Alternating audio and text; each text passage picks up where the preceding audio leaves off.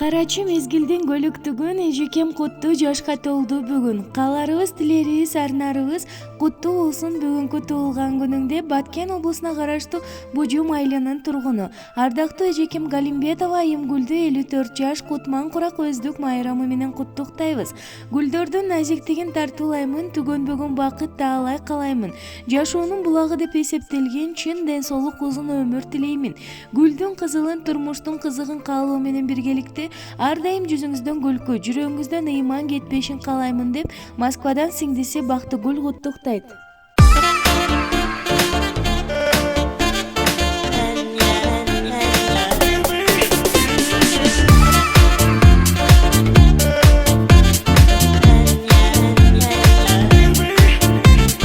Жашоодо кымбатым алтындай бир тууганым,